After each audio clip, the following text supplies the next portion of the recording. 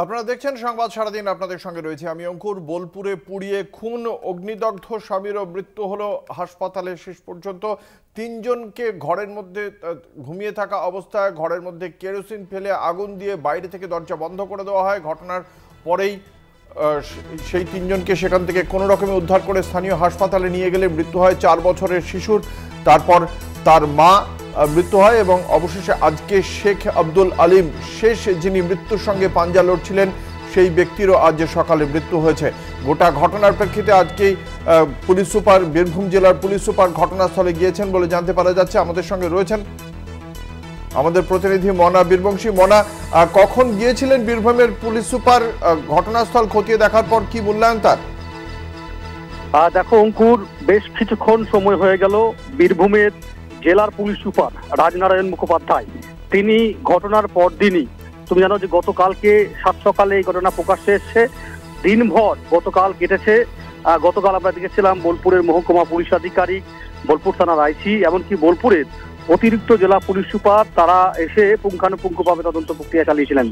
এদিন আমরা দেখতে পাচ্ছি যে বীরভূমের জেলার পুলিশ সুপার রাজনারায়ণ মুখোপাধ্যায় তিনি নিজে সশরীরে এসেছেন এবং এই মুহূর্তে দাঁড়িয়ে তিনি এখনো পর্যন্ত গ্রামেই রয়েছেন এবং তিনি পুরো বিষয়টি তদারকি করছেন। তিনি পুঙ্খানুপুঙ্খভাবে বোঝার চেষ্টা করছেন।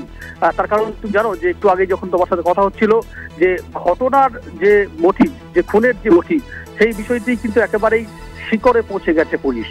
এবং এটি পারিবারিক একটি বিবাদ, যে বিবাদের কথা সামনে আসছে, যে যিনি মারা গেছেন শেখ আব্দুল আলিম, তারই ভাই রতন শেখ, সেই রতনের যে স্ত্রী, তারই পরকীয়া, সেই পরকীয়ায় প্রকাশ্যে চলে আসে, সেটাই নিয়েই বাগবিতণ্ডা। তারপরে এই পরিকল্পিতভাবে নারকীয় হত্যালীলা। খুব স্বাভাবিকভাবেই পুলিশ সুপার এসেছেন, তিনি সশরীরে, যেহেতু নিঃসন্দেহে একটা বড় ঘটনা, মানে একটি ঘরের মধ্যে 4 বছরের শিশু সে শুয়েছিল, তার মা বাবা শুয়েছিল, তাদেরকে বাইরে থেকে লক করে দিয়েছে, এমনও কিন্তু চাঞ্চল্যকর তথ্য সামনে আসছে।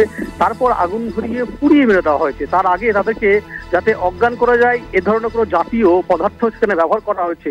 মানে এই পুরো পরিকল্পিত এবং ষড়যন্ত্র করে কিন্তু এই মৃত্যুর ঘটনা ঘটানো হয়েছে, এমনই খুনের একটা বিষয় উঠে আসছে। খুব স্বাভাবিকভাবে দেখো, পুলিশ প্রথমেই তদন্ত প্রক্রিয়ায় নেমে যেটা করেছিল সেটি হচ্ছে এই ঘটনার অন্যতম প্রত্যক্ষদর্শী যে পাশের রুমে শুয়েছিল, সে হচ্ছে শেখ আক্তার, অর্থাৎ ওয়াসিম আক্তার। তা এই পরিবারের যে পরিবারটি মারা গেছে তাদের বড় ছেলে, তার বয়স নাবালক বলা যেতে পারে, সে তার যে বয়ান পুলিশ কিন্তু রেকর্ড করেছে। কিন্তু পুরো বিষয়টি কিন্তু বেশ কিছুদিন ধরে তদারকি করছে। খুব স্বাভাবিকভাবেই তার বয়ানের ভিত্তিতেই এই মুহূর্তে দাঁড়িয়ে নিহত আব্দুল আলিম, তার ভাইয়ের যে স্ত্রী, তাকে আটক করেছে, তার প্রেমিককে আটক করেছে। পুলিশ তদন্ত প্রক্রিয়ার একেবারে শেষ পর্যায়ে চলে গেছে। পুলিশ হয়তো পুরো বিষয়টিকে নিষ্পত্তি করে হয়তো সাংবাদিক বৈঠক করবেন। পরবর্তী তদন্ত। ধন্যবাদ। আমাদের সঙ্গে ছিলেন আমাদের প্রতিনিধি মনা বীরবংশী।